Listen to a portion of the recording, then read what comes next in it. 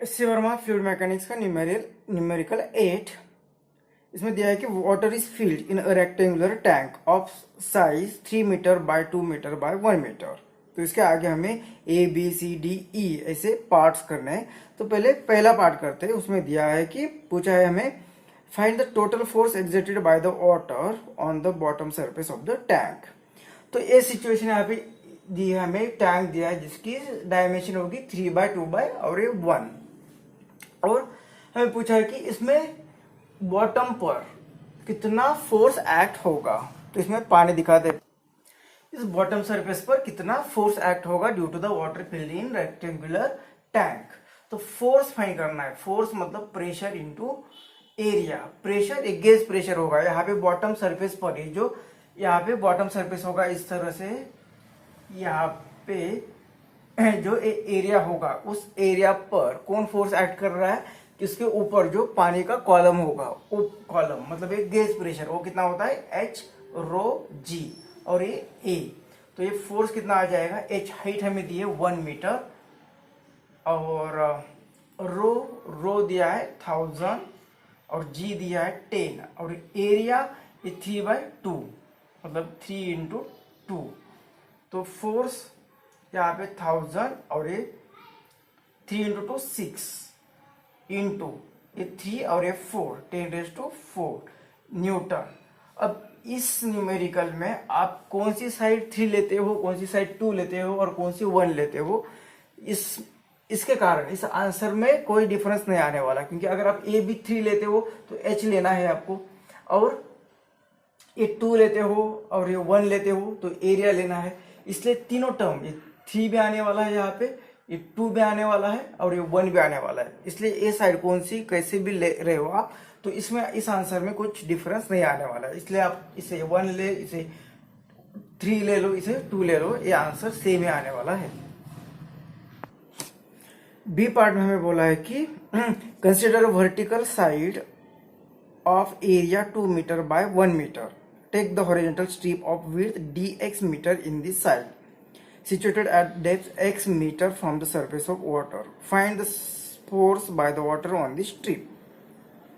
तो ये B part में इस सरफेस से, टॉप सरफेस से x मीटर डेप्थ पर हमें एक स्ट्रिप कंसीडर करनी है, और इस स्ट्रिप की विड्थ होगी dx। तो इस स्ट्रिप पर कितना फोर्स एक्ट होगा ये हमें फाइंड करना है। Find force by water on the strip. तो ये जो स्ट्रिप होगी उसका हर एक पॉइंट एक ही हॉरिजॉन्टल प्लेन पे होगा। अब जो हमने गेज प्रेशर पढ़ा है, वो प्रेशर में क्या पढ़ा है कि P = H रो G। ये तो कांस्टेंट है पानी के लिए, एक G कांस्टेंट है। और अगर हाइट सेम होती है तो यहाँ से जितनी हाइट है यहाँ से उतनी सेम हाइट स्ट्रिप पे होगी। तो प्रेशर वहां पे जो उस हर एक पॉइंट पर, उस प्लेन पे जो भी पॉइंट्स होंगे उस पर प्रेशर एक्ट जो होगा वो सेम प्रेशर एक्ट होगा। और उस प्रेशर के कारण स्ट्रिप पर कितना फोर्स एक्ट हो रहा है। तो फोर्स तो हमें पता है कि अभी फोर्स df लेते हैं, क्योंकि इस पूरे प्लेन, पूरे साइड पर नहीं फोर्स फाइंड कर रहे, उसका एक छोटा सा पार्ट उस पर फोर्स फाइंड कर रहे हैं, मतलब इसलिए df ले रहे हैं। तो फोर्स इक्वल टू क्या, प्रेशर इनटू एरिया। एरिया पूरा एरिया नहीं, थोड़ा सा स्ट्रिप का एरिया है, तो इसे da लिखते हैं। अब प्रेशर तो h जो हाइट होगी मतलब x होगा, और रो जी, और एरिया कितना होगा, एरिया स्ट्रिप का एरिया, स्ट्रिप पर कितना फोर्स एक्ट हो रहा है लेनी है हमें। ये फोर्स नहीं लेना है, ये तो यहाँ पे नहीं। ये 2/1 ये जो एरिया होगा वहां के स्ट्रिप पर पहुंचा है। तो एरिया कितना आ जाएगा 2 × 1, एरिया आएगा 2 × L 1। तो ये da लिख देते हैं, x आ जाएगा यहाँ पे। तो इसकी वैल्यू x ही होगा, रो 1000 G 10, और एरिया कितना ये लेंथ होगी 2, ये लेंथ होगी 2, और ये विड्थ होगी dx, ये विड्थ होगी dx। तो एरिया कितना आ जाएगा 2dx। मतलब ये स्ट्रिप पर फोर्स कितना आ जाएगा 2x dx × 10⁻⁴ Newton.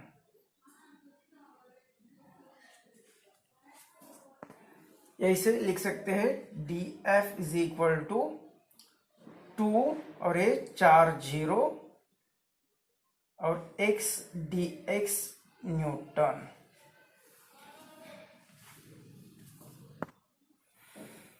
C part में हमें पूछा है find the torque of the force calculated in part B about the bottom edge of the side. तो इस सी पार्ट में पूछा है कि टॉर्क फाइंड करना है कहाँ पे, अबाउट बॉटम एज, ये जो बॉटम एज होगी ऑफ दिस सेम साइड, मतलब इस साइड की ही जो बॉटम एज होगी इसके अबाउट हमें टॉर्क फाइंड करना है।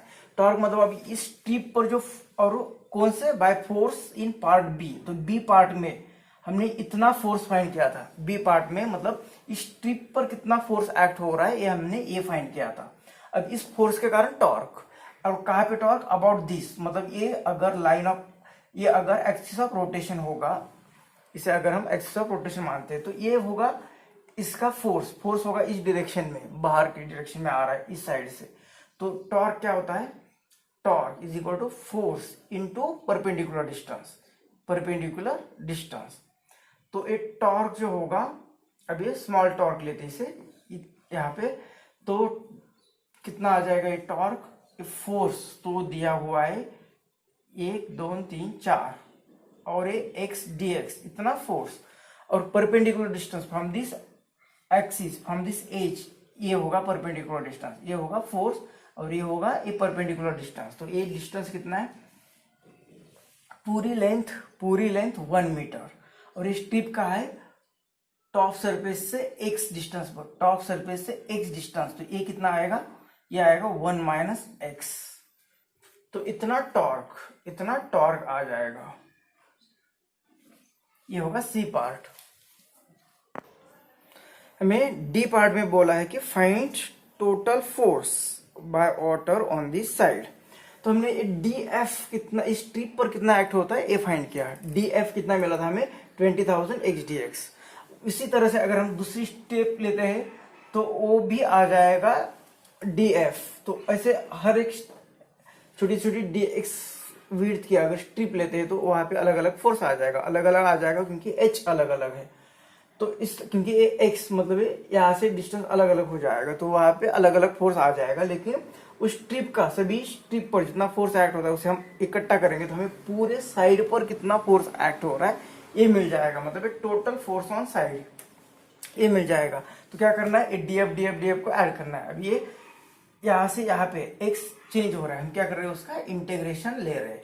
तो इंटीग्रेशन ऑफ डी एफ, तो इंटीग्रेशन ऑफ डी एफ की वैल्यू क्या है यहाँ पे, ये 20,000 एक्स डी एक्स, इतना डी एफ की वैल्यू। और ये फोर्स कहाँ से कहाँ वैरी होगा, यहाँ से यहाँ तक, मतलब ये 0 और ये ऐसे ऐसे ऐसा एक्स चेंज हो रहा है, मतलब ये 0 to 1 एक्स कैसे वैरी होगा, इसकी टोटल वेट जो है 1, और यहाँ से स्टार्ट कर रहे हैं और यहाँ तक पहुंचना है तो 0 to 1।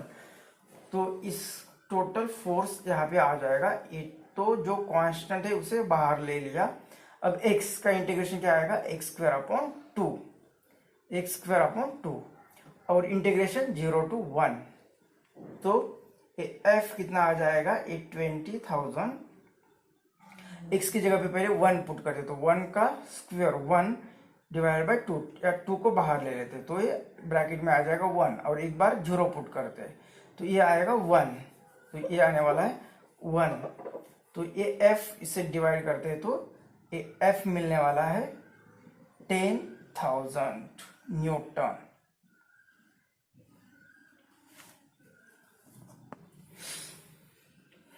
अब ई पार्ट में हमें पूछा है कि find the total torque by the water on the side about the bottom edge, neglect atmospheric pressure and g की वैल्यू 10 लेनी है। अब टोटल टॉर्क फाइंड करना है, तो टॉर्क मतलब जैसे यहाँ पे इस फोर्स के कारण, डीएफ फोर्स के कारण इसके अबाउट दिस एज फाइंड किया था हमने टॉर्क डी टाउ, और इसका इंटीग्रेशन लेना है कहाँ से, तो इसके पहले वैल्यू पुट करते हैं। तो इंटीग्रेशन ये क्या है, स्मॉल टॉर्क की value 20,000 x 1 minus x d x, और ये वैल्यू ये एक्स वैल्यू होगा यहाँ से यहाँ तक, मतलब 0 to 1। तो ये टॉर्क मिल जाएगा, ये इंटीग्रेशन 0 to 1, ये 20,000, अभी x इसे ब्रैकेट से मल्टीप्लाई करते तो ये x, और ये आएगा फिर से माइनस इंटीग्रेशन लेते 0 to 2, 20,000, ये इस टर्म से एक बार 1 को मल्टीप्लाई करते, इस टर्म से एक बार x को मल्टीप्लाई करते, तो ये आएगा 20,000 ax स्क्वायर dx। तो ये टॉर्क यहाँ पे x, ये 20,000 दोनों साइड से कॉमन ले लेते हैं, और ये ब्रैकेट में ये x, तो ये x का इंटीग्रेशन क्या आएगा, x स्क्वायर अपॉन 2, ये माइनस, और इसका भी इंटीग्रेशन कितना आ जाएगा, x क्यूब अपॉन 3, और ये 0 to 1 लिमिट। तो लिमिट अगर पुट करते यहाँ पे, पहले 1 पुट करेंगे यहाँ पे, और यहाँ पे माइनस 0 पुट करेंगे, 0 के कारण वो टर्म गायब हो जाएगी, तो सिर्फ 1 रहेगा, तो 1 पुट करते यहाँ पे, तो ये 1 ही रहेगा, और इस पर भी 1 रखते तो ये 1 ही रहेगा। और ये सिर्फ अभी 3 इधर और ये 2 इधर, तो 3 minus 2 1, और इसका एलसीएम 6, तो ये आएगा 1/6, तो ये आएगा 1/6, तो 6 से डिवाइड करते हैं तो टॉर्क आ जाएगा 6 3 18, 2 फिर 3 6 18, 3 6 3 6, इस तरह से टॉर्क आएगा, इस होता है न्यूटन मीटर।